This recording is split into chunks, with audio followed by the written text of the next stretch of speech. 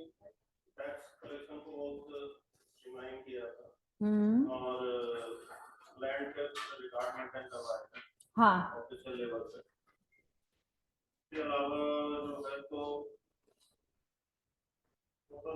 वैसे दूसरे और एक्चुअली उसकी जो जनरल काउंसिल थी उसका भी वो ऑलमोस्ट हेड था। हाँ, रेवेन्यू डिपार्टमेंट का हेड था वो, राजस्व विभाग का। तुम लोग बताओ अब कुछ टोडरमल के बारे में। उनके जो बंदोबस्त था उसका नाम क्या था, जो उन्होंने लैंड रेवेन्यू सिस्टम में भूमि मापन में बंदोबस्त किया था टोडरमल का, उसका नाम क्या था? हाँ, दहसाला कहा जाता है उसको, है ना। देखो क्वेश्चन आ रखा था मेरे सामने, इंग्लिश वाला आया है तो मैं इंग्लिश वाला ही बता रही हूँ। कंसिडर द फॉलोइंग स्टेटमेंट, इस तरीके से क्वेश्चन आता है। ठीक है, एक मिनट मैं क्वेश्चन खोल के बता रही हूँ आपको। ये क्वेश्चन ऑलरेडी सिविल सर्विस के प्री में या किसी एक पेपर में आ रखा है। देखो, अच्छा ये आया है तेलंगाना पीसीएस में। ठीक है, निम्नलिखित कथनों पर विचार कीजिए। पहला दे रखा है, राजा तोदरमल जब्ती प्रणाली के मुख्य वास्तुकार थे। दूसरा, तोदरमल शेरशाह सूरी के अंतर्गत एक राजस्व अधिकारी थे। उपरोक्त में से कौन सा कथन सही है? ए ऑप्शन में दे रखा था दोनों, बी ऑप्शन में दे रखा था ना तो, सी ऑप्शन में दे रखा है केवल दो, और डी ऑप्शन में दे रखा है केवल ए। तो कैसा फील हुआ राजा तोदरमल के बारे में? दोनों ही सही है, वो शेरशाह सूरी के भी मतलब आपके राजस्व अधिकारी थे। ठीक है, इस तरीके से आपका क्वेश्चन दे रखा है। उसके बाद तोदरमल जब्ती प्रणाली के मुख्य वास्तुकार थे, और दूसरा दे रखा था तोदरमल शेरशाह सूरी के अंतर्गत अधीन एक राजस्व अधिकारी थे। इस टाइप के क्वेश्चन प्री में आता है, और मेंस में अगर आएगा तो क्या, शॉर्ट नोट्स ऑन राजा तोदरमल। ठीक है, ये क्वेश्चन हमें सामने दिख गया है। अब हम लोग आगे राजा तोदरमल के बारे में लिखेंगे। रुको मैं हिंदी ट्रांसलेशन निकाल लूं पहले, फिर लिखेंगे।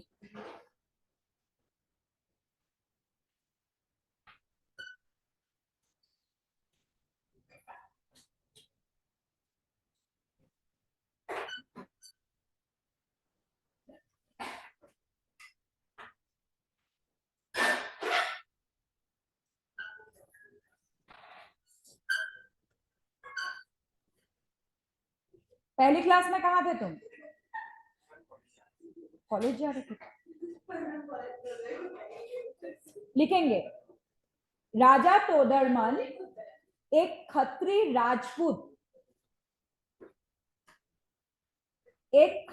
राजपूत थे, जिन्होंने राजा तोदरमल एक खत्री राजपूत थे, है क्षत्रिय नहीं,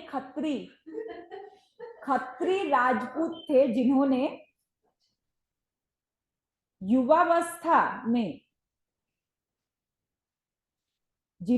युवावस्था में शेरशाह सूरी के प्रशासन में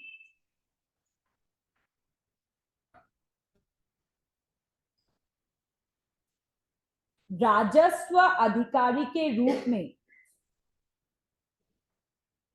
शेरशाह सूरी के प्रशासन में राजस्व अधिकारी के रूप में अपना कार्य शुरू किया। राजस्व अधिकारी के रूप में अपना कार्य शुरू किया।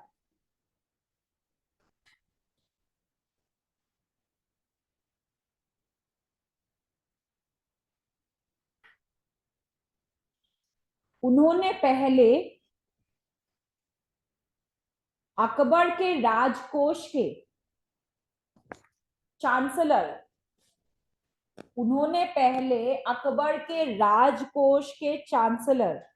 मुजफ्फर खान को मुजफ्फर खान की सहायता से, मुजफ्फर खान की सहायता से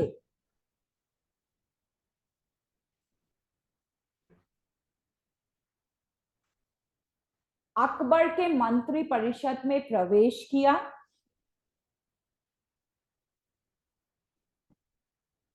अकबर के मंत्री परिषद में प्रवेश किया तथा 1556 में अकबर की मंत्री परिषद में प्रवेश किया तथा 1556 में अली कुली के दमन में भाग लेकर, अली कुली एक विद्रोही थे जो राजस्व अधिकारी थे, अली कुली के दमन में भाग लेकर अकबर के घनिष्ठ बन गए, अली कुली के दमन में भाग लेकर अकबर के घनिष्ठ बन गए।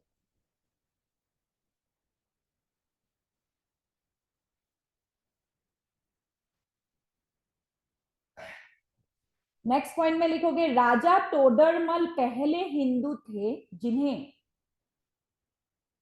राजा तोडरमल पहले हिंदू थे जिन्हें मुगल सेना का नेतृत्व करने के लिए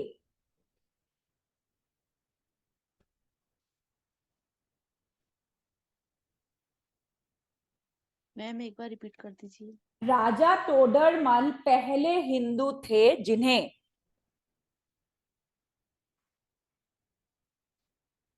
पहले हिंदू थे जिन्हें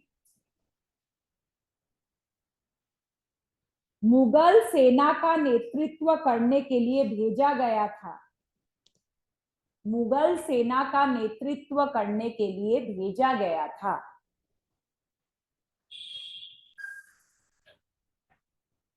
ऐसा विशेषकर अकबर के, ऐसा विशेषकर अकबर के संदेह के कारण था, ऐसा विशेषकर अकबर के संदेह के कारण था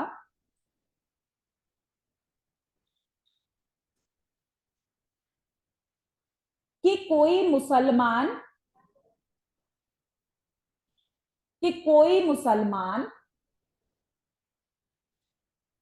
विद्रोही शत्रु के साथ मिलकर,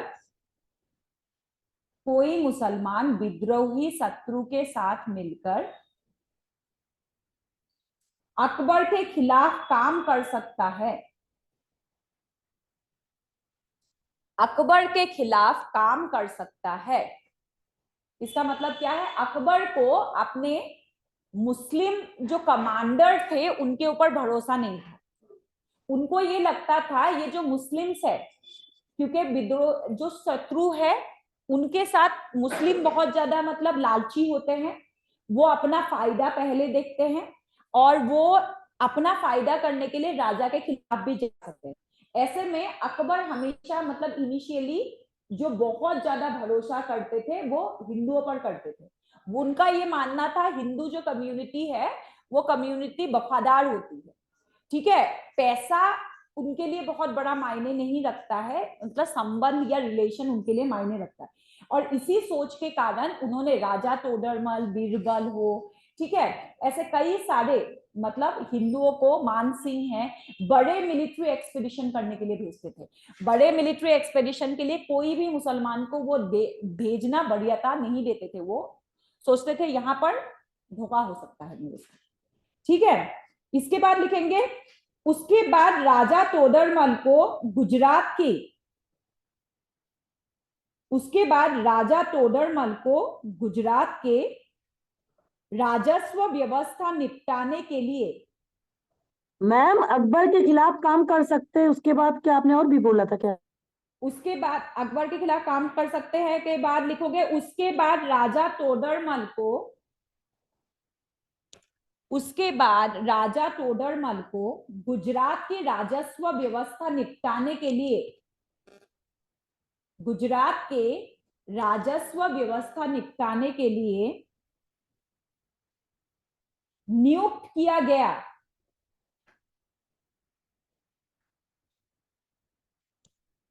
तथा बंगाल के विद्रोह को दमन करने के लिए तथा बंगाल के विद्रोह को दमन करने के लिए बंगाल के विद्रोह को दमन करने के लिए सैन्य कमान सौंपी गई।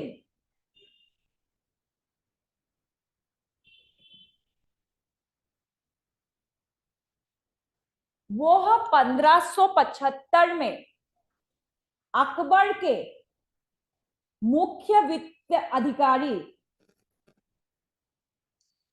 मैं लिख के दे रही हूं,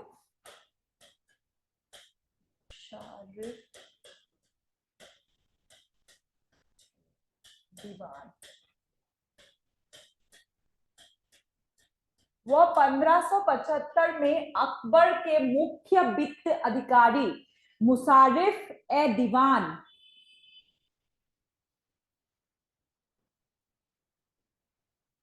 और 1582 में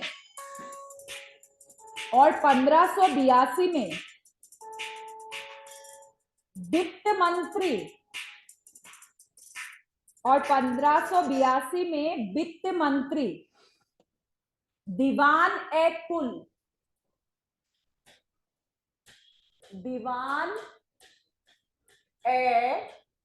कुल नियुक्त किए गए। दीवान ए कुल नियुक्त किए गए। बड़ा प्यारा रिंगटोन लगा रखा। दीवान ए कुल नियुक्त किए गए।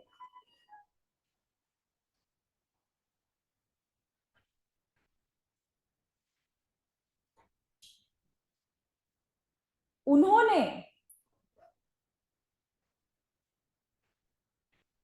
राजस्व विभाग में कई सारे नए प्रथाओं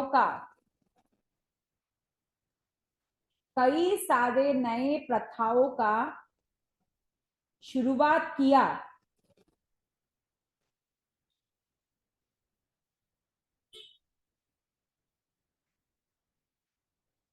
तथा भूमि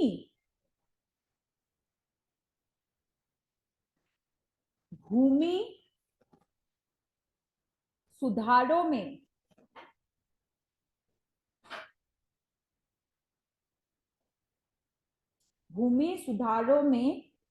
उनके योगदान उल्लेखनीय है।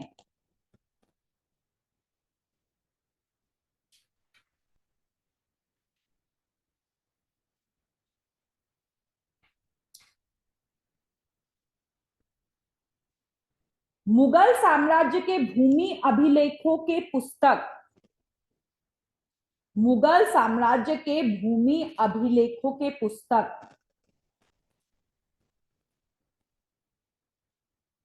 यहां लिख के दे रही हूं।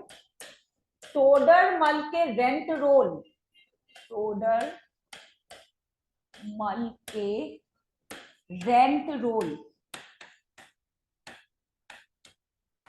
ये र है, ठीक है, रेंट रोल के नाम से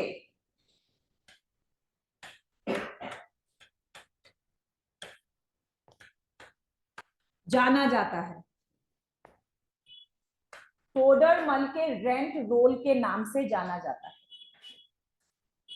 मतलब उन्होंने जो भूमि में सुधार करके किताब लिखा था उसको ब्रिटिशर्स के समय काल में बोला कि इस किताब को तोडरमल के रेंट रोल कहा जाता है। उस किताब का नाम नहीं था और आज हम उस किताब को मुगल साम्राज्य के राजस्व और भूमि के ऊपर जो किताब लिखी हुई है या नियम कानून लिखा हुआ है उसको तोडरमल के रेंट रोल कहते हैं, ठीक है। उसके बाद लिखेंगे तोडरमल को निम्नलिखित सुधारों के प्रतिपादक के रूप में जाना जाता है।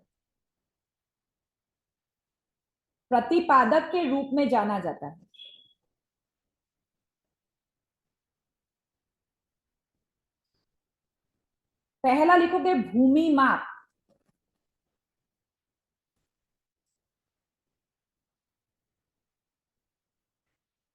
भूमि माप में आगे लिखेंगे, ठीक है, क्योंकि इसमें बहुत सारे प्री के क्वेश्चंस पूछ सकते हैं, मतलब कवर हो सकते हैं। अकबर से पहले कोई मुगल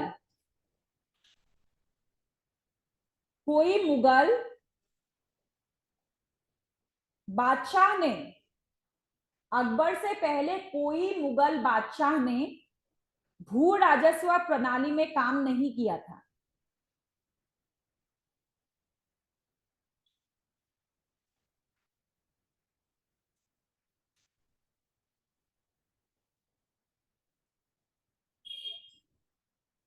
अकबर द्वारा एक उचित भू राजस्व प्रणाली की स्थापना की गई थी। अकबर द्वारा एक उचित भू राजस्व प्रणाली की शुरुआत की गई थी।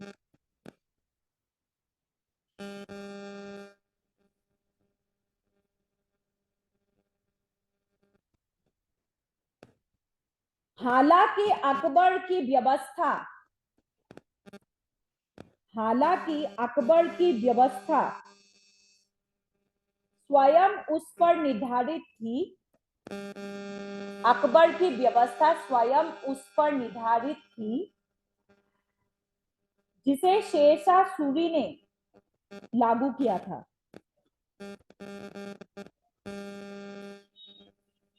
इसका मतलब क्या हुआ? अकबर का जो भू राजस्व प्रणाली था वो कोई नया प्रणाली नहीं था या इसका आविष्कार नहीं किया गया था। जो शेरशाह सूरी ने भू राजस्व प्रणाली लगाए थे उसी को थोड़ा सा सुधार करके अकबर ने अपने शासनकाल में लगा दिया था। क्लियर है ना बात? ठीक है, इसके बाद आगे लिखेंगे, उसने शेरशाह सूरी के नीति को अधिक सटीकता, उसने शेरशाह सूरी के नीति को अधिक सटीकता और शुद्धता के साथ पालन किया।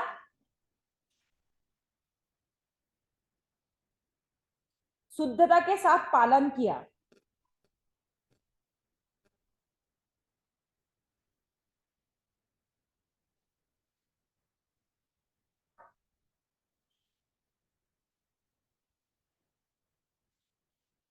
शुरुआत में मुगलों के भू राजस्व प्रक्रिया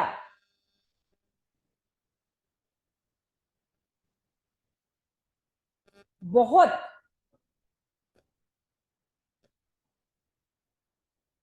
जन विरोधी था।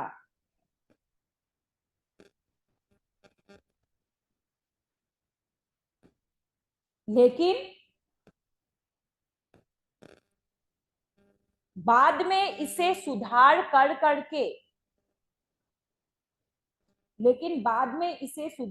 करके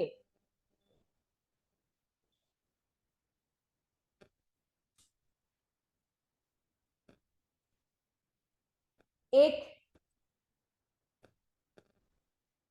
प्रतिष्ठित भूमापन या भू राजस्व, एक प्रतिष्ठित भू राजस्व प्रथा बनाया गया।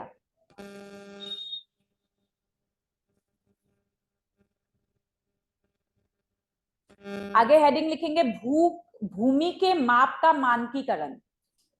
भूमि के माप का मानकीकरण। अब देखो भूमि को किस तरीके से बांटा उन्होंने, ठीक है। अकबर ने सबसे पहले तो अपने जो है साम्राज्य को 15 सूबा में बांटा। साम्राज्य था, ये हमने कई बार डिस्कस किया है। साम्राज्य को बांटा किसमें? सूबा में। कितने? 15 सूबा में बांटा।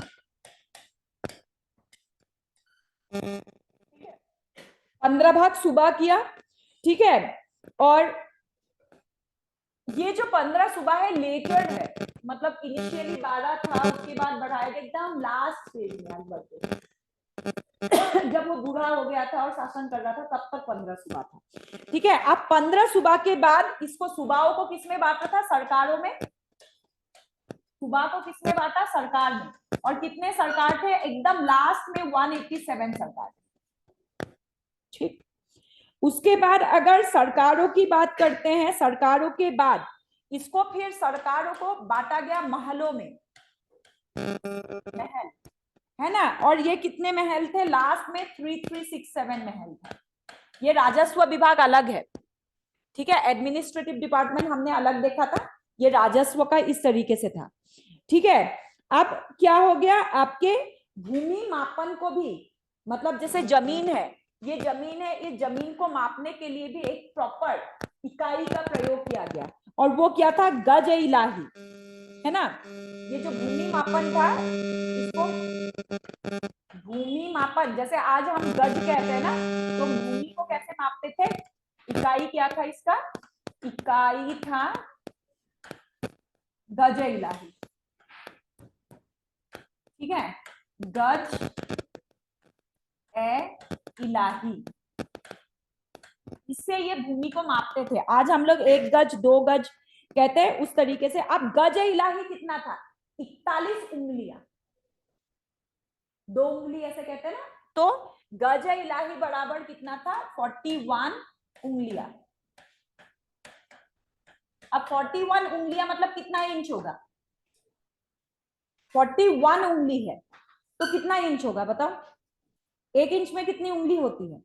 पता नहीं, सबकी अलग अलग, पतले लोगों की अलग, है ना। मतलब एक लगा लो, लगभग 41 इंग्लिश 41 उंगली में 29 to 31 तक का इंच होता है।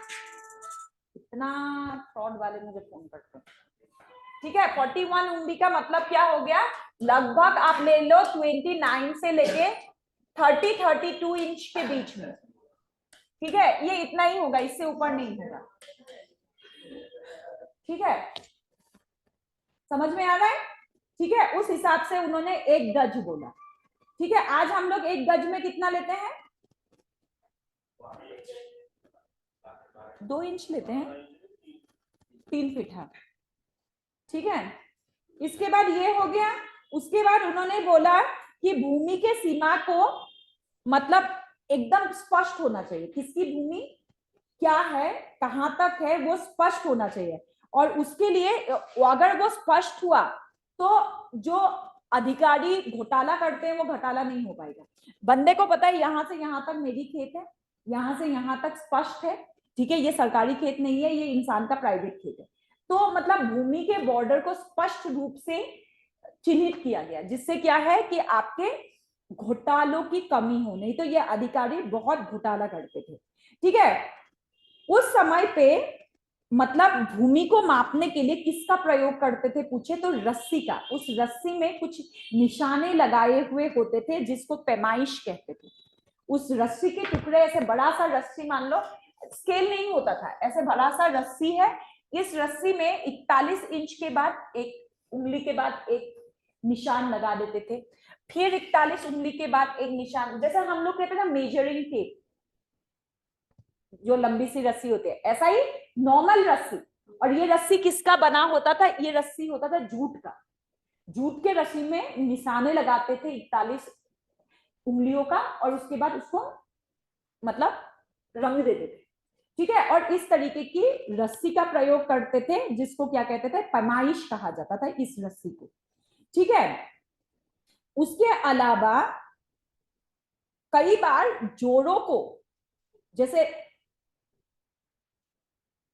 ऐसी जगह है जहां रस्सी से हम लोग नाप नहीं ले सकते, तो वहां पर क्या करते थे? बांसों को जोड़ के, बहुत लंबा एरिया है, अब कितनी रस्सी लेंगे, तो लंबे लंबे बांसों को लोहे की रिंग के साथ मिला के लंबा, खूब लंबा बनाया जाता था, और उस पे क्या करते थे? निशाने लगा के भी, मतलब आपको देखा गया है कि वो किया जाता था।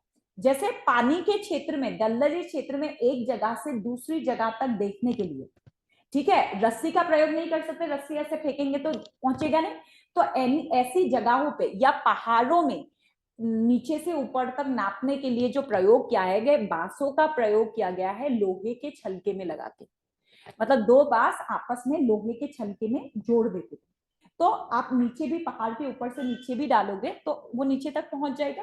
तो ऐसी क्षेत्र जहां रस्सी से भूमि मापन संभव नहीं है, वहां बांसों को लोहे के छलके में मिला के क्या किया जाता था, भूमि मापन किया जाता था।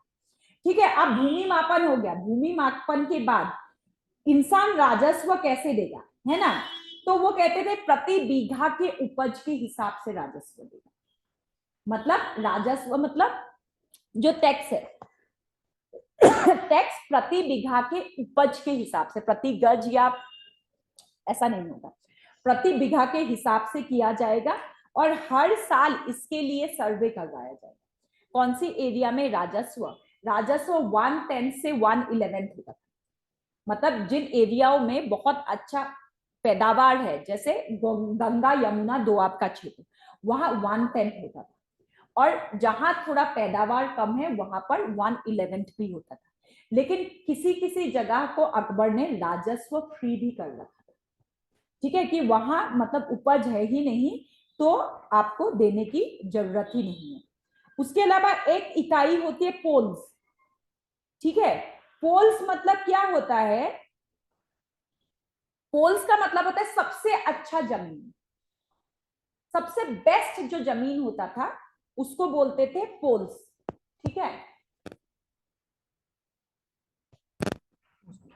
जमीन के प्रकार कर दो, है ना, उसके बाद क्या हो जाएगा आपका जमीन के प्रकार।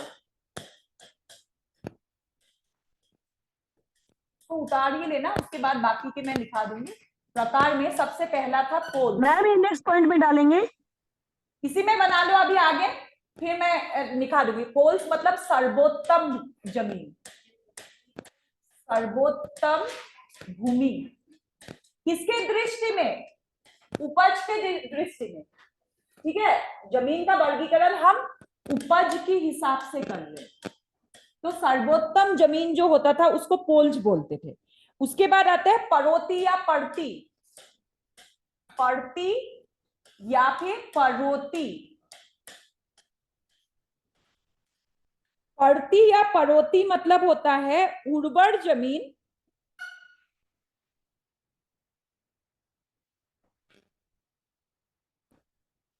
वह जमीन जिसने अपनी उर्वरता वापस पा ली है, मतलब बीच में खराब हो गया था अब ठीक हो गया है, जिसने उर्वरता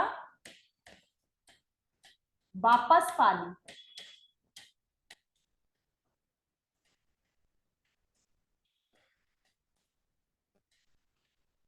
इसको बोलते थे पड़ती। उसके बाद चाचर, चाचर मतलब ऐसा जमीन होता था जो उर्वर कम होता था, एक बार खेती करने के बाद 3 या 4 साल तक खेती नहीं की जाती। ठीक है, तो कम उर्वर जमीन, कम उर्वर जमीन जहां 3 या 4 साल बाद ही खेती की जाती है।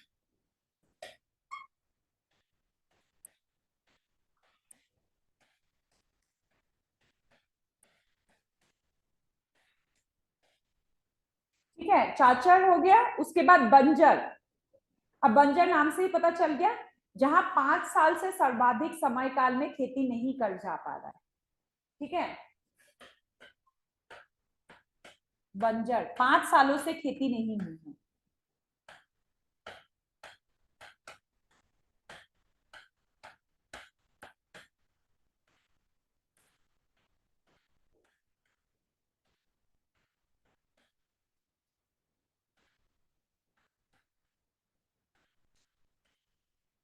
पांच वर्षों से खेती नहीं हुई है।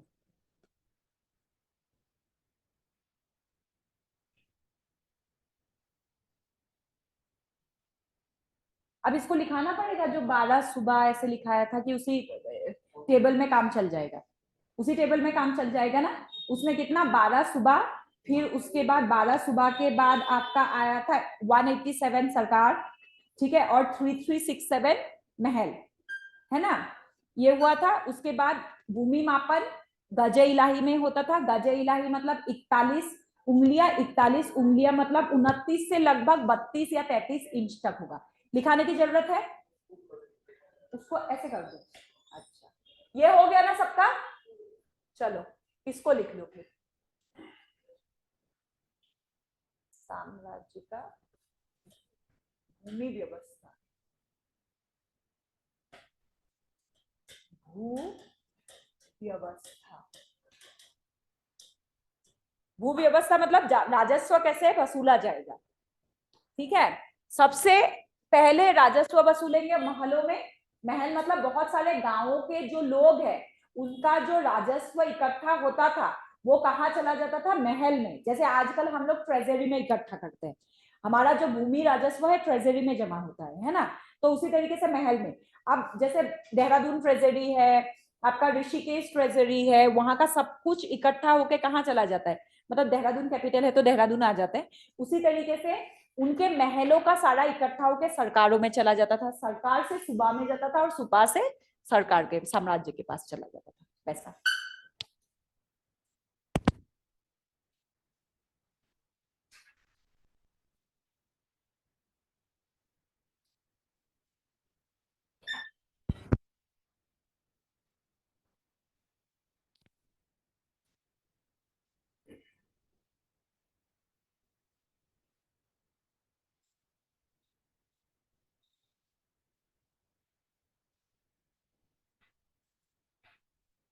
हो गया सबका, ऑनलाइन वालों का भी हो गया।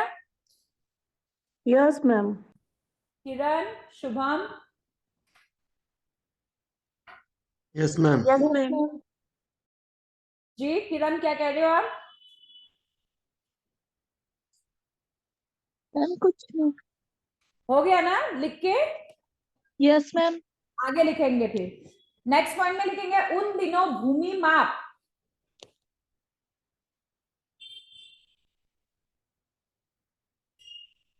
भूमि मैम माप। इसकी हेडिंग क्या है? नेक्स्ट इसके पॉइंट, नेक्स्ट पॉइंट लिखो, उन दिनों भूमि माप, ये सब लिख लिया। उसके बाद नेक्स्ट पॉइंट में लिखोगे ऐसे करके, उन दिनों, ऐसे करके शुरू कर दो, उन दिनों भूमि माप पैमाइश, उन दिनों भूमि माप पैमाइश, भूमि माप को क्या कहते थे, पैमाइश।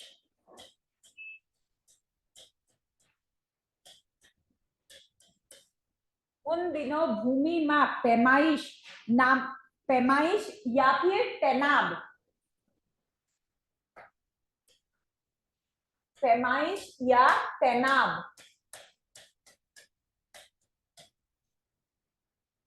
पैमाइश या तैनाब नामक रस्सी से लिया जाता था।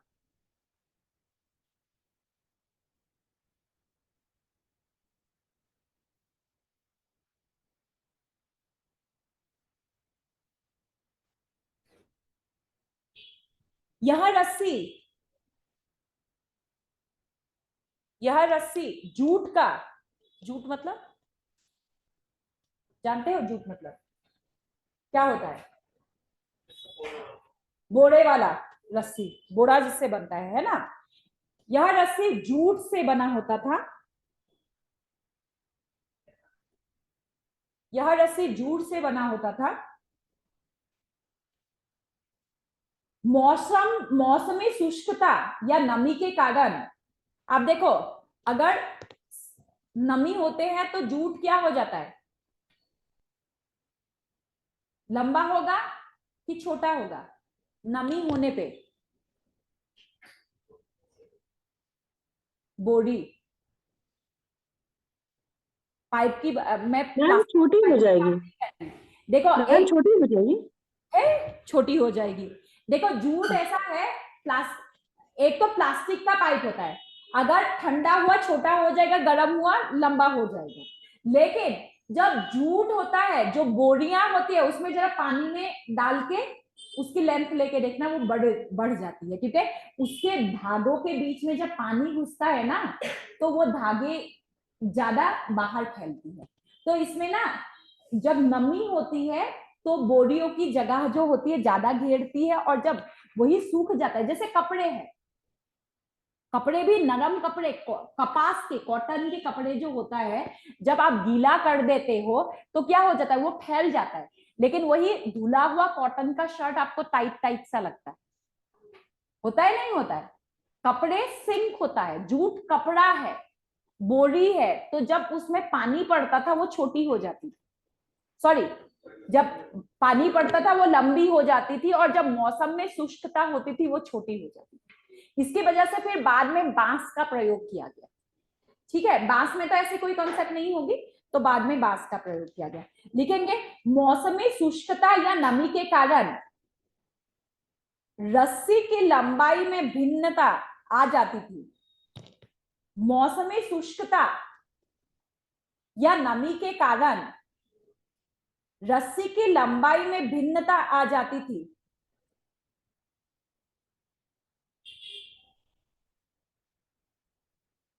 इसी वजह से अकबर ने तैनाब को,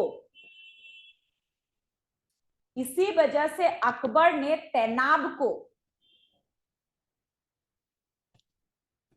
बाद में रस्सी की बजाय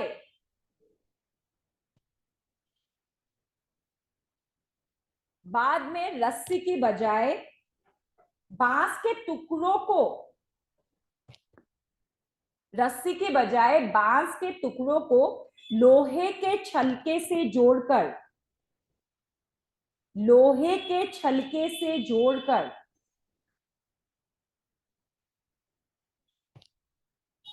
बनाने का आदेश दिया। लोहे के छलकों से जोड़कर, छलके से जोड़कर बनाने का आदेश दिया।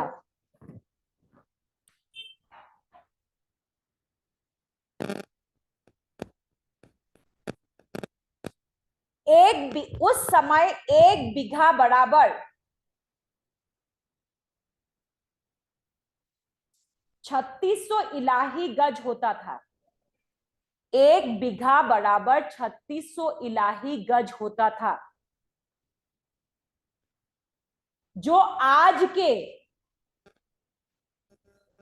हाँ 3600 इलाही गज होता था, जो आज के 1 एकड़ का आधा है।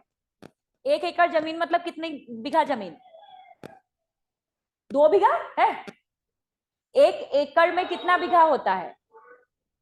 ऐसे कहते हैं ना 150 एकड़ का मालिक। अभी तो बीघा सिस्टम बहुत अलग है। अभी जो यूपी में बीघा चलता है, हाँ। 2 तरीके की बीघा है। एक बीघा है जिसमें 1 एकड़ में 2.5 बीघा होता है, हाँ, और एक बीघा वहां होता है जो चलता है उसमें 1 एकड़ में 1.5 बीघा होता है। हाँ, उर्वरता के हिसाब से। हाँ, मगर ये लेकिन इनिशियली जो है ना, ये बीघा उन दोनों के बीच का बीघा, ये जो है ना, ये जो बीघा है आज का, जो 1 एकड़ है उसका आधा है। अब कौन सा 1 एकड़? कहीं पे 2.5 है और कहीं पे 1.5 है ना। लेकिन ओवरऑल इंडिया में 1 एकड़ बोलोगे ना, जैसे नॉर्थ ईस्ट में चले जाओ या एकदम, हाँ, तो उसका आधा है। ठीक है, उन समय का बीघा मतलब 1 एकड़ का आधा था, तो लगभग, हाँ 4046 स्क्वायर मीटर का आधा था। हाँ, ठीक है। उसके बाद नेक्स्ट लिखेंगे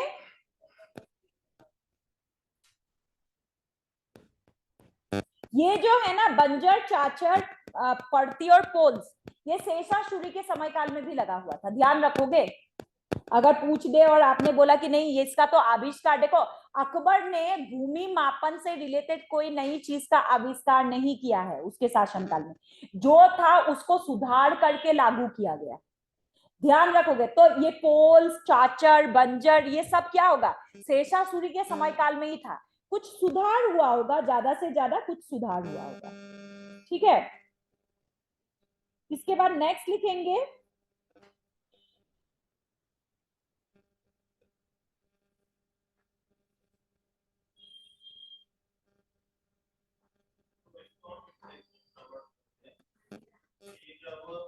हाँ, ए बातें कम, हाँ हाँ,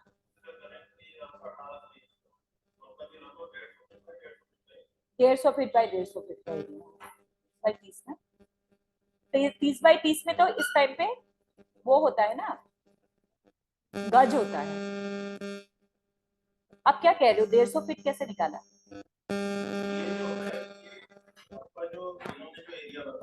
हाँ, 3600, हाँ, तो 1 इकाई का 30 हाँ तो ये जो है 36, तो ये जो गज हम बोलते हैं एक्चुअली वो वर्ग गज होता है, हाँ मतलब वो 60 by 60 का एरिया, 60 by 60 का, 60 by 60 गज का एरिया होगा। हाँ आप समझ और गए। जब आप उसको 30 लगभग 1800 इंच का, उसको आप कन्वर्ट करें फीट में, 150 feet by 150 feet by 150 feet का है।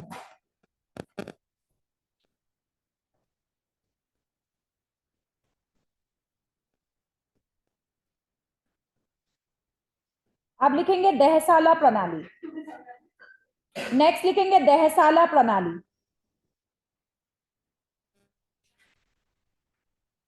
हाँ इसका सेकंड वाला दहसाला प्रणाली।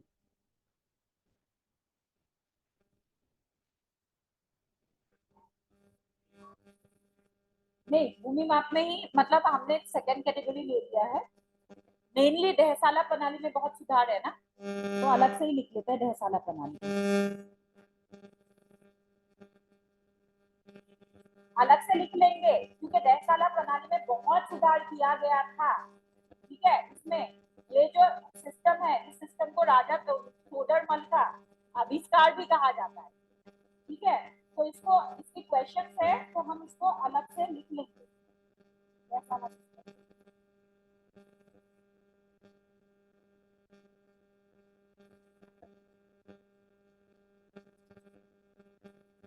क्या है दहसाला सिस्टम?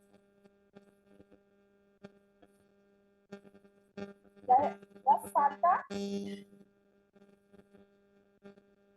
रेगुलर उपज का हिस्सा। ठीक है, 10 साल में सर्वे होता था, 10 साल में एक जमीन खोज है, पड़ती है कि आपके बंजर है, चाचर है, वो एक मतलब 5 साल या 1 साल या 2 साल में डिसाइड नहीं होता था, वो डिसाइड होता था 10 साल के सर्वे के बाद। एक तो होता है एनुअल सर्वे और दूसरा क्या होता था आपका दशक, दशक की जो समीक्षा होती है, दशकीय समीक्षा कहा जाता था। दशकीय समीक्षा के बाद 10 साल में जो रेगुलर किसी एरिया का उपज होता था, उसी को बेस मान के क्या किया जाता था, वहां पर रेवेन्यू डिसाइड किया जाता था कि अगले आने वाले समय में इस रेवेन्यू से होता है तो होगा उसमें एमआरपी तय कर, इसके ऊपर। मैम आपकी आवाज को समझ में नहीं आ रही, स्पष्ट यहाँ तक नहीं आ पा रही है वहां से। रुको,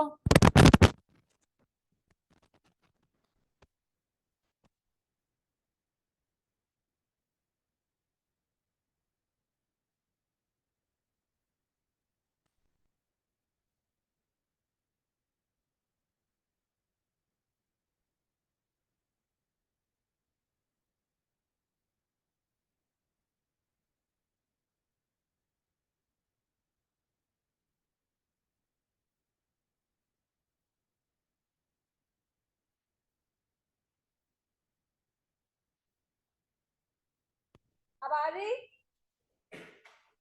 यस मैम एकदम आ रही, साफ क्लियर। ठीक है, अब दहसाला पद्धति में क्या होता था, 10 साल के लिए जो भूमि होती थी उसका टाइप देखा जाता था, उस टाइप के हिसाब से कितना उपज हो रहा है उसके हिसाब से क्या डिसाइड किया जाता था, उस एरिया का राजस्व डिसाइड किया जाएगा 10 साल के ड्यूरेशन में। और वो क्या होगा, बेसिक राजस्व होगा, उससे ऊपर नहीं वसूला जा सकता। ठीक है, लेकिन अगर कंडीशन खराब रहा तो क्या होगा, उससे नीचे वसूला जाएगा। तो एक माप तैयार कर दिया ना 10 साल में कि इस जमीन का इतना ही होगा, तो उसी को दहसाला सिस्टम कहा गया। ठीक है, लिखेंगे दहसाला प्रणाली में लिखोगे हर साल कीमतें तय करने, हर साल कीमतें तय करने और पिछले वर्षों के राजस्व का निपटान करने के लिए के कारण, और पिछले वर्षों के राजस्व का निपटान करने के कारण उत्पन्न होने वाली समस्याओं को कम करने के लिए, करने के कारण उत्पन्न होने वाले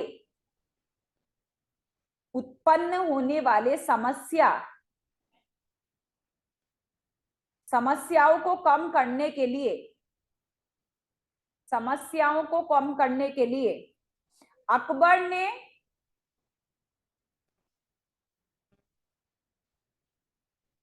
राजा तोडरमल को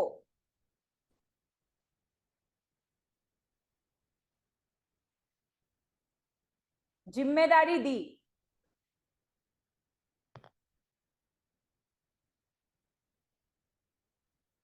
राजा तोडरमल ने 1580-82 में दहशाला या जब्ती, दहशाला या मैम एक बार जब्ती, कर दीजिए। राजा तोडरमल ने 1580-82 में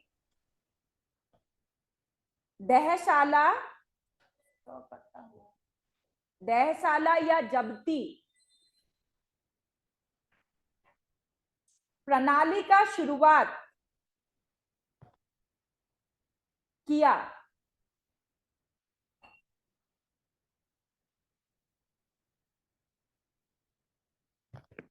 इसके बाद इसी के नीचे पहला पॉइंट लिखेंगे, इस प्रणाली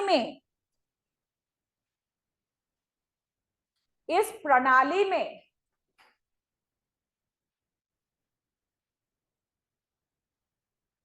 10 वर्षों की औसत उपज, इस प्रणाली में 10 वर्षों की औसत उपज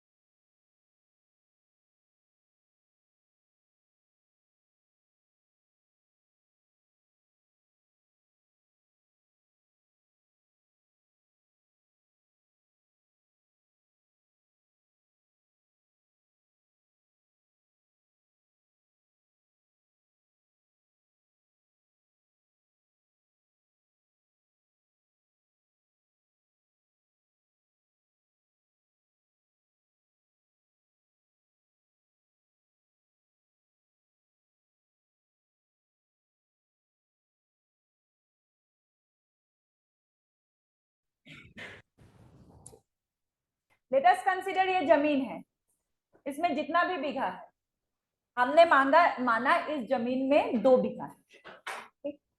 अब इस 2 बीघा में 10 साल की उपज तय की जाएगी। मान लो लेट अस कंसीडर हमने माना इन दोनों बीघाओं में 10 बीघा प्रति, मतलब 10 किलो प्रति बीघा उत्पन्न होता है।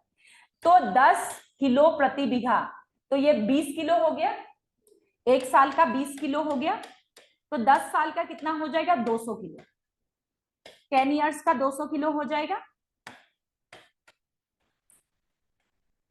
ठीक, अब ये क्या करेंगे, मानदंड को या तो 1 ईयर में निकालेंगे, कुछ एरिया में 1 ईयर में निकालते थे, कुछ एरिया में 10 साल में निकालते थे। 10 साल में निकालने वाले एरिया अगर पूछा जाए तो गंगा यमुना दो आपका क्षेत्र, वहां 10 साल क्योंकि लोगों के पास पैसा था इकट्ठा देने के लिए, लेकिन बाकी एरियाओं में प्रति साल के हिसाब से भी लिया जाता था। अब मान लो ये 20 किलो हो गया, अब इस 20 किलो का 1/3 हिस्सा, ठीक है, 20 किलो जो है उसका 1/3 कितना हो जाएगा, लगभग आपका कितना हो जाएगा, 6.66 हो जाएगा। अब इसका मार्केट रेट कितना है, मान लो उस समय पे 1 किलो गेहूं जो है 1 रुपए से होता था, 1 रुपए प्रति किलो होता था, तो उसके मार्केट रेट के हिसाब से पैसा लिया जाएगा, मतलब 6.66 रुपीज हो जाएगा, ये 1 रुपए होगा तो ये इतना पैसा किसके पास चला जाएगा, राजा के पास। और बाकी जो बचा हुआ पैसा है, बाकी जो 1/3 तो ये ले लिया, 2/3 जो बचा हुआ है वो किसान अपने पास रखेंगे। किसान के पास जो जिसका उनको पैसा नहीं देना पड़ा उस हिस्से को खराज बोलते हैं, ठीक है। और जिनका पैसा देना पड़ा उसको क्या बोलेंगे, माल। ये क्या है, ये माल है, मतलब नहीं सॉरी ऊपर लग गया माल, रुको। और तुम लोग देखो किसको माल बोलते हो, कितनी गलत बात है। ये जो है ये माल है, और बाकी बचा हुआ कितना हुआ, बचा हुआ 13.33 केजी, ये 13.33 केजी बच गया, तो ये क्या है, खराज।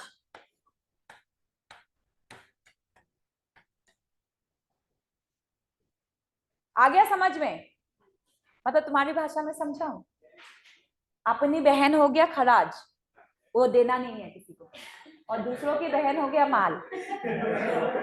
आ गया समझ में, अब आ गया ना समझ में, देख कितने जल्दी आ गया, है ना। ये जो माल है ये हम राजा को दे देंगे, और जो खराज है अपने पास रख लेंगे, ठीक। इसके बाद आगे लिखेंगे, कई बार वस्तु के रूप में भी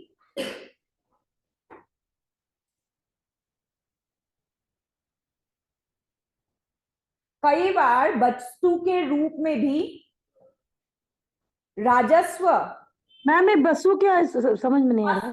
सामान, कई बार वस्तु के रूप में भी राजस्व, ये तो कैश में देंगे ना, रुपीज लिख दिया मैंने, वस्तु, कई बार वस्तु के रूप में भी राजस्व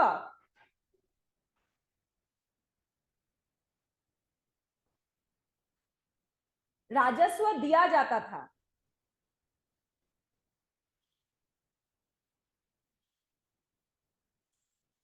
लेकिन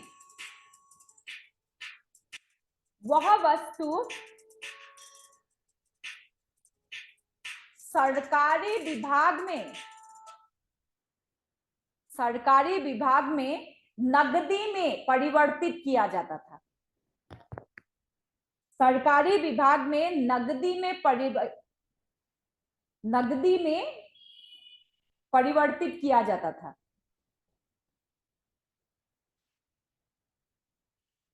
इसके लिए एक मूल्य अनुसूची तय की गई थी, इसके लिए एक मूल्य अनुसूची तय की गई थी, इसके लिए एक मूल्य अनुसूची तय की गई थी, जिसे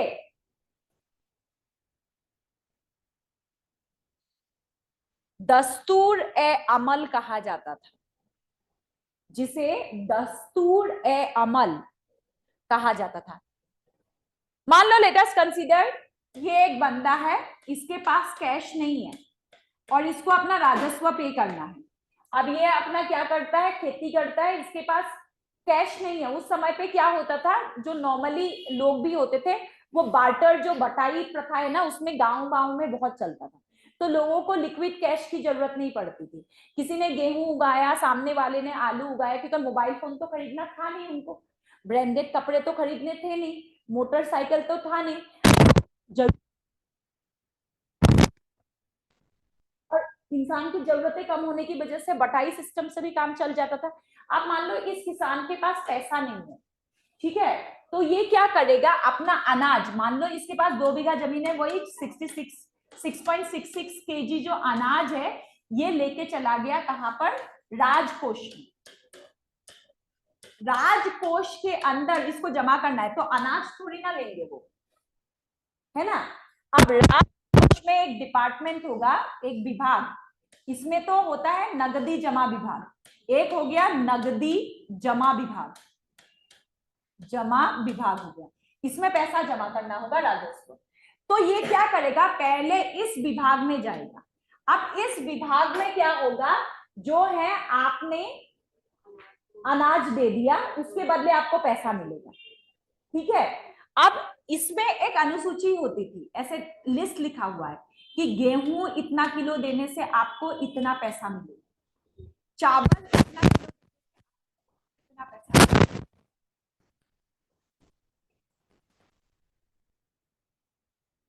आपकी आवाज नहीं आ रही है।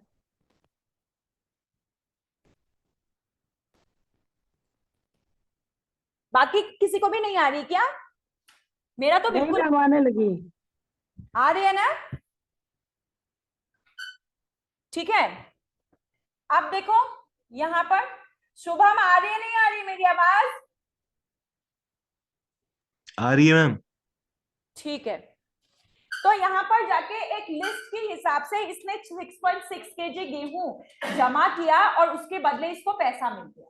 अब ये पैसा लेके आएगा और इस नगदी विभाग में ये जमा कर देगा, ठीक है। और ये जो लिस्ट हर साल इशू होता है, या 10 साल में एक लिस्ट लगा दिया कि इतने गेहूं के हिसाब से इतना पैसा मिलेगा, तो उसको क्या कहते थे, दस्तूर ए अमल।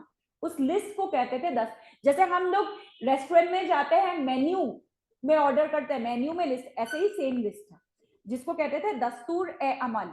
अब इस बार ये जाएगी जब खाने, तो ये दस्तूर ए अमल मंगवाएगी, ठीक है। मंगवा के देखना, बोलना भैया दस्तूर ए अमल देना जरा। आज कहाँ जा रही है, मुझे भी ले जा भाई। कहाँ जा रही? हम भी चलेंगे, सब चलते हैं, है ना। एग्जैक्टली हम सब चलते हैं ना, ठीक है। दस्तूर अमल कहा जाता था। तुम लोग एक बात बताओ, हम लोग को इंक्लूड किए बिना अकेले अकेले पार्टी करते हो, बड़े बेशरम किस्म के लोग हो। कितने बजे जा रहे हो पार्टी करने? राहुल क्यों पार्टी दे रहा है? कब हुई?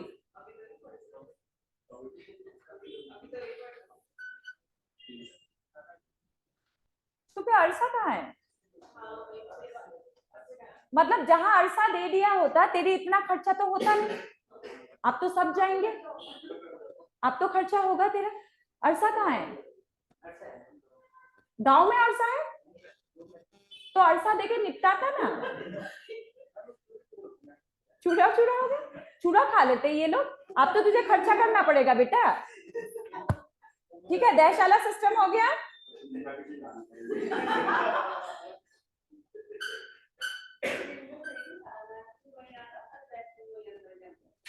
हाँ, तो ये अनाज का ये क्या करेंगे, आगे मार्केट में निकाल देंगे। समझ में आ रहा है? वो अपना व्यापार करने के लिए जो राजस्व, मतलब अनाज इकट्ठा हुआ, वो मार्केट में निकाल देंगे व्यापार के लिए, बाहर के देशों को बेच देंगे। अकबर को बांटना है, बांटेंगे, ठीक है। उसके बदले पैसा तो दे दिया।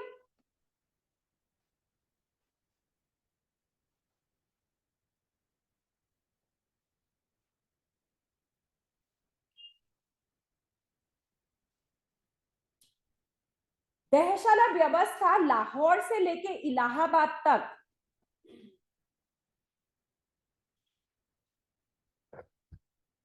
और मालवा तथा गुजरात के प्रांतों में प्रचलित था। दहशाला प्रथा लाहौर से लेके इलाहाबाद तक और मालवा तथा गुजरात प्रांतों में प्रचलित था।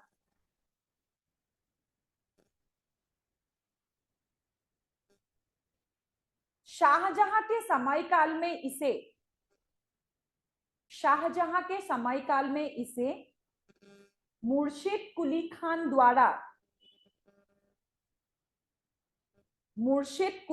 द्वारा दक्कन में भी लागू किया गया था। अब जो टोडरमल ने एक नेक्स्ट प्रथा लागू किया था, जिसको कहते थे करोरी प्रणाली। नेक्स्ट हेडिंग आएगा करोड़ी प्रणाली। ये क्या था? ये मुफ्ती का दूसरा है जो बंगाल वाला बंगाल वाला ही शाहजहां के समय काल में तो दक्कन का गवर्नर था ना। औरंगजेब के समय काल में मुर्शिद कुली खान बंगाल का गवर्नर बना था, जिसने autonomous state of Bengal, Bengal को स्वायत्त किया था। हाँ, तो वही मुर्शिद कुली खान। अब करोड़ी प्रणाली क्या है?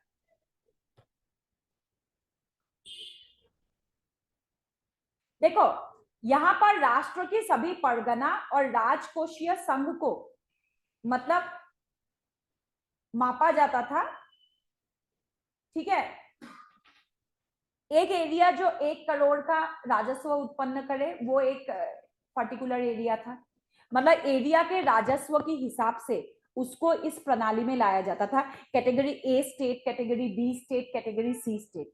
जैसे आज अगर हम लोग इंडिया में मानते हैं तो डेवलपमेंट के हिसाब से मानते हैं ना। ए कैटेगरी स्टेट में गुजरात आ जाता है, और क्या क्या आता है ए कैटेगरी के स्टेट में? तमिलनाडु हो गया, ठीक है, और मणिपुर, सिक्किम आता है ए कैटेगरी स्टेट में। हम सी में हैं, हमारा बहुत बुरा हाल है, तो रहने दे, ठीक है। बी कैटेगरी के टॉप में झारखंड है ना, तो ये बी कैटेगरी के स्टेट है।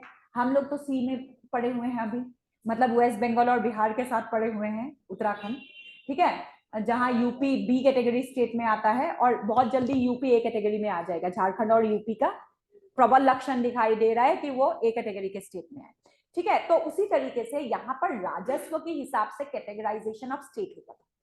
जिसने 1 करोड़ का राजस्व दे दिया, करोड़ी प्रणाली, क्योंकि करोड़ तो देंगे ही देंगे, और उस समय पे बड़ा होता था, तो उसको 1 करोड़ का मतलब करोड़ों की कैटेगरी कहा जाता था।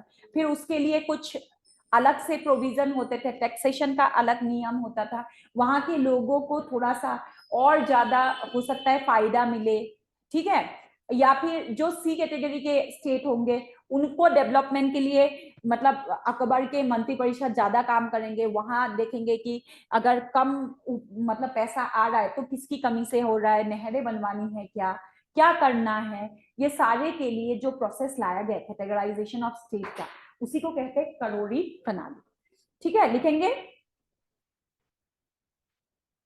राष्ट्र के सभी परगना, राष्ट्र के सभी परगना और राजकोषीय संघों का, राष्ट्र के सभी परगना और राजकोषीय संघों का मापा, राजकोषीय संघों का मापा जाना था।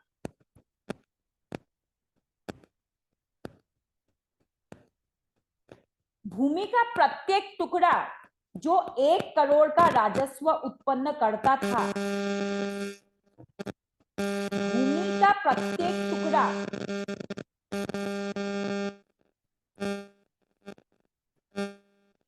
जो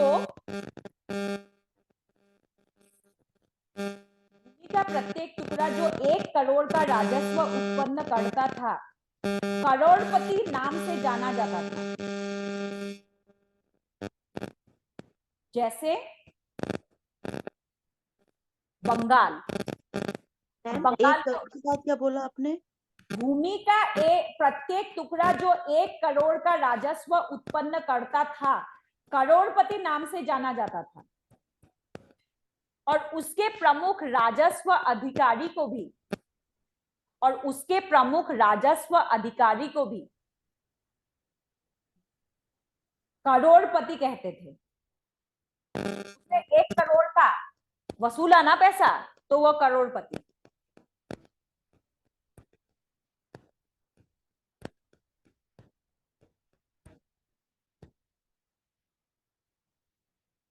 करोड़पति माप फतेहपुर से शुरू हुआ था। करोड़पति का माप या करोड़ी का माप फतेहपुर से शुरू हुआ था, और मुगल साम्राज्य का पहला करोड़ी बना था आदमपुर।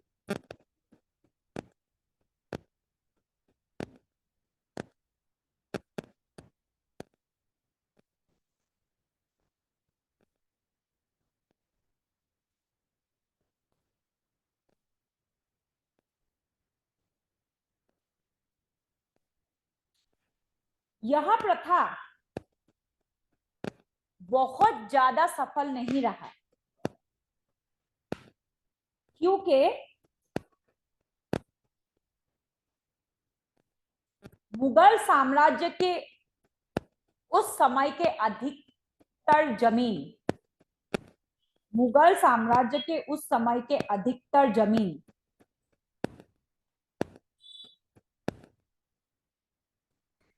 रेगिस्तान के क्षेत्र में था। अब मुगल अकबर ने सबसे ज्यादा राजपूत क्षेत्र में विस्तार किया। उसने जब राजस्थान में विस्तार किया, उसके बाद अगर कहे कि हमारी एरिया से 1 करोड़ का वसूली करो, तो इट इज नॉट पॉसिबल ना। अगर वो दक्कन में अपना फोकस करता, या फिर वो नॉर्थ ईस्ट में करता, या ब्रह्मपुत्र दोआब में करता, तो उनका ये प्रथा सफल हो सकता था कि भाई उसको ज्यादा प्रिविलेज मिलेगा, 1 करोड़ कमा के दे दो। लेकिन अब उसने विस्तार ही किया है रेगिस्तान में। पाकिस्तान वाला क्षेत्र, राजस्थान वाला क्षेत्र, पाकिस्तान के आगे अफगानिस्तान वाला क्षेत्र, पूरा रेगिस्तान में भरा पड़ा उसका साम्राज्य। तो वहां से 1 करोड़ का कमाई कैसे होगी? तो इसीलिए बहुत ज्यादा ये क्या नहीं हुआ, आपका सफल नहीं रहा।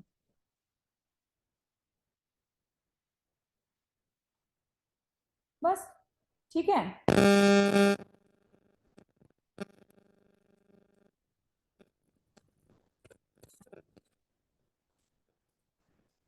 चलो इसके बाद नेक्स्ट लिखेंगे मुल्लाह दो प्याजा। मुल्लाह दो प्याजा। हेलो जी सर। 50। हाँ जी सर। ये मेरे को मतलब अपना जो दुकान है उसमें कुछ लगाने के लिए। नहीं, कुछ तो नहीं। इससे पहले बंधन में, इससे पहले मेरा कोई लेना है। जी जी। बिजनेस है हमारा, दुकान।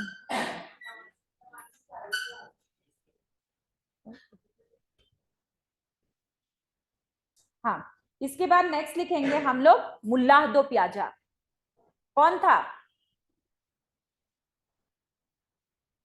आप नहीं बताओगे, ये बताएंगे क्योंकि हम डिस्कस करके गए हैं। ऑनलाइन वाले भी बताएंगे। ऑलरेडी हमने मुल्लाह दो प्याजा के बारे में डिस्कशन किया था। तो मुल्लाह मैम वो हर चीज में प्याज डालते थे और प्याज के लिए वो फेमस हो गए थे। वो बिना प्याज के चलते भी नहीं थे और ना कोई डिश खाते थे। ठीक है, ये तो प्याज वाला क्षेत्र हो गया। वैसे वो कौन थे? मैम इसी इतना ही आपने बताया था और ज्यादा नहीं बताया आपने। है नहीं, नेट में खाना बनाने वाला बताया। देखो नेट में इसीलिए तो नहीं कर सकते ना। वो एक प्रमुख भूगोलविद थे जो अरब के क्षेत्र में आए थे, और अकबर ने उनको स्पेशली बुलाया था। कब? जब राजधानी आगरा से दिल्ली शिफ्ट किया गया था। राजधानी आगरा से दिल्ली शिफ्ट किया गया और दिल्ली यमुना के तट पे बसा हुआ था। ठीक है, तो ऐसे में यमुना का पानी सदियों से, ऋग्वेद में भी लिखा हुआ है यमुना का पानी पीने लायक नहीं है। ठीक है, तो ऐसे में क्या था, आगरा के नीचे का ग्राउंड वाटर लेवल अच्छा होने की वजह से वहां से कुएं से पानी निकलता था। तो मतलब जो राजा थे या वो थे, उनको कोई दिक्कत नहीं थी। लेकिन दिल्ली में ग्राउंड वाटर लेवल हमेशा नीचे रहा है, क्योंकि अरावली पर्वत के ऊपर है ये। तो पर्वत के ऊपर पानी बहुत नीचे होता है। तो ऐसे में अकबर लोगों को हेल्थ इश्यू सताने लगे। तो उनको स्पेशली उस भूगोलविद को बुलाया गया था कि यहाँ पर रहने के लिए सबसे बेस्ट, क्योंकि कुछ भी खा रहे थे तो हजम नहीं हो रहा था उनका। ठीक है, तो ऐसे में एक ऐसे बंदे को मिलाना पड़ेगा ना जिसको ज्योग्राफी का ज्ञान हो, जिसको पानी की क्वालिटी का ज्ञान हो, जिसको मतलब वो हो कि मतलब वहां पर कैसे सरवाइव किया जाए। तो जब मुल्लाह दो प्याजा दिल्ली आए, तो दिल्ली आने के बाद 1 हफ्ते तक उन्होंने बोला मुझे 1 हफ्ते का समय चाहिए, क्योंकि मैं यहाँ के जमीन, यहाँ के पानी, वातावरण के ऊपर अध्ययन करूंगा। उसके बाद बताऊंगा कि आपके रहन सहन में क्या परिवर्तन करने से आप दिल्ली में टिक सकते हो। क्योंकि जो अकबर है वो बीमार पड़ रहे थे, उनकी रानियां बीमार पड़ रहे थे, बच्चे बीमार पड़ रहे थे, सारे लोग बीमार पड़ रहे थे। ऐसे में अकबर एक हफ्ते बाद मुल्ला दो प्याजा ने अकबर के जो राज दरबारी खान पान है, खान पान में बदलाव किया, इसीलिए उसको बावर्ची कहा जाता है। ठीक है, खान पान में बदलाव करने के बाद मुगल खाने को इंट्रोड्यूस किया। अब मुगल खाने में क्या होता है, बहुत ज्यादा हाईली स्पाइस का यूज किया जाता है। ठीक है, क्योंकि आपके बॉडी के अंदर की गर्मी को बढ़ाने के लिए। ठीक है, उसके अलावा प्याज का प्रयोग, जिसके नाम की वजह से क्या है, उनका नाम मुल्ला दो प्याजा पड़ा। मतलब हर चीज में प्याज का प्रयोग जो है, ठीक है, उनसे ही भारत में आया, इसीलिए उनका नाम मुल्ला दो प्याजा के नाम से जाना जाता है। लेकिन ये ऐसा नहीं है कि वो सिर्फ और सिर्फ जो है बावर्ची थे। अकबर के नवरत्न में शामिल हो गए, भूगोलविद के तरह काम किया, खेती में राजस्थान के जो आपके अरावली का पश्चिमी क्षेत्र को डेवलप किया गया है, अरावली के नहीं सॉरी पूर्वी क्षेत्र में, अरावली पहाड़ के पूर्वी क्षेत्र में खेती होती है राजस्थान में, और अरावली को क्रॉस करके पश्चिमी क्षेत्र में जाओ, वहां खेती नहीं होता है, वो रेगिस्तान है। तो जो अरावली के पूर्वी क्षेत्र को डेवलप किया गया था, वो मुगलों के समय काल में डेवलप किया गया था। आजकल जयपुर वगैरह में खेती होती है, आपने देखा होगा ना, उस एरिया में अच्छा खासा खेती है। तो उस एरिया को किस तरीके से खेती या कृषि उपयोग भूमि बनाया जाए, उस पे मुल्ला दो प्याजा ने बहुत काम किया था। उसके अलावा बीरबल के साथ उनका हमेशा ही ईर्ष्या का संबंध था।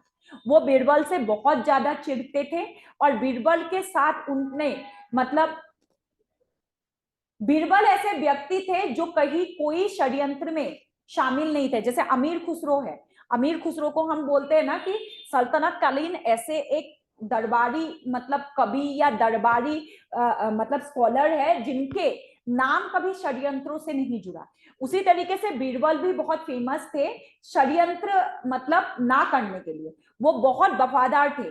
तो बीरबल के खिलाफ कई षड्यंत्रों में मुल्ला दो प्याजा का नाम सामने आने के बाद जो है आपके मतलब उसका कीमत क्या है, मतलब जो नवरत्न है उनकी कीमत घटने लगे। ठीक है, ये था आपका मुल्ला दो प्याजा के बारे में। अब लिखेंगे मुल्ला दो प्याजा।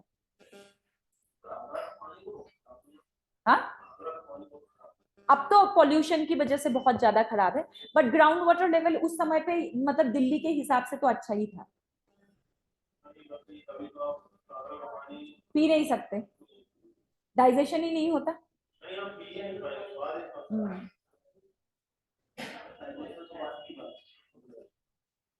मुल्ला दो प्याजा का समयकाल लिखोगे 1527 से लेके 1620।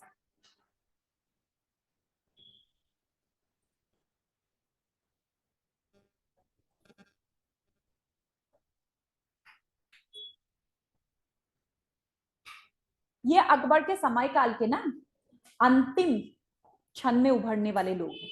शासनकाल का जो स्टेज है ना, अंतिम स्टेज में उभरने वाले इंसान है। ठीक है,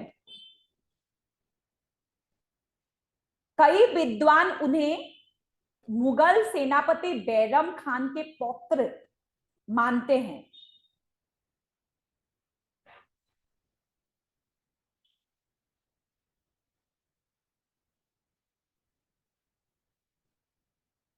जो अधम खान के बेटा, जो अधम खान के बेटा था,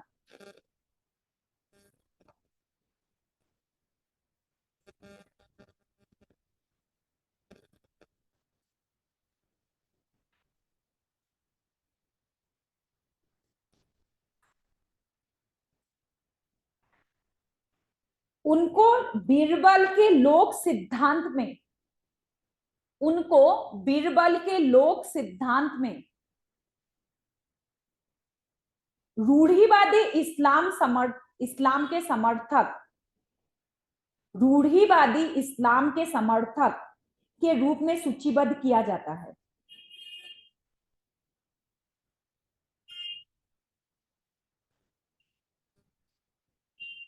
समर्थक के रूप में सूचीबद्ध किया जाता है।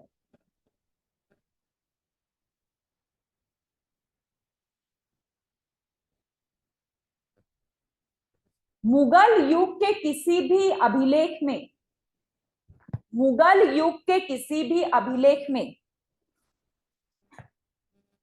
मुल्लाह दो प्याजा नामक किसी दरबारी का, किसी अभिलेख में मुल्लाह दो प्याजा नामक किसी दरबारी का उल्लेख नहीं है।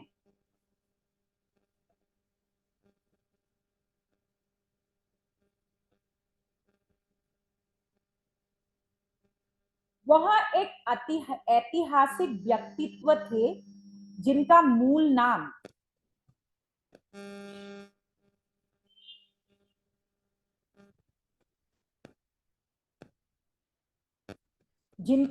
नाम अब्दुल मोमिन था।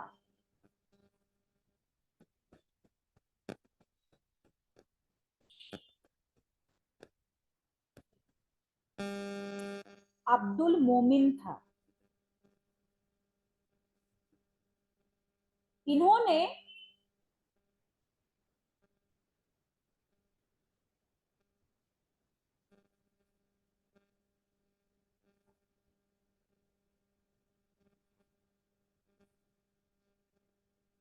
पंद्रह सौ 99 में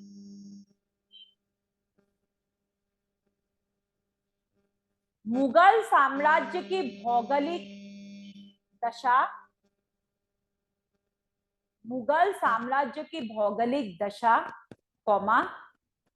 इनके द्वारा शुरू की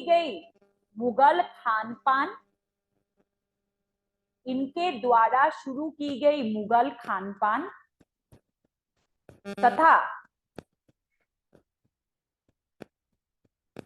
मुगलई खानों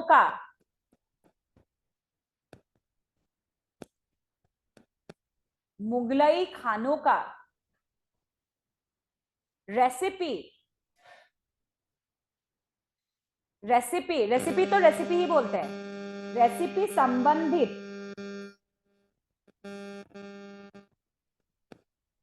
एक पुस्तक फारसी भाषा में लिखा था,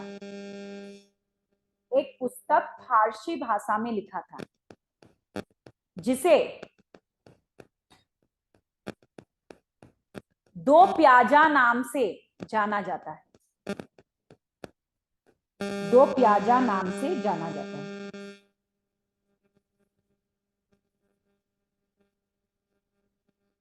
भारतीय खानों में प्याज का प्रयोग के जनक के रूप में मुल्लाह दो प्याजा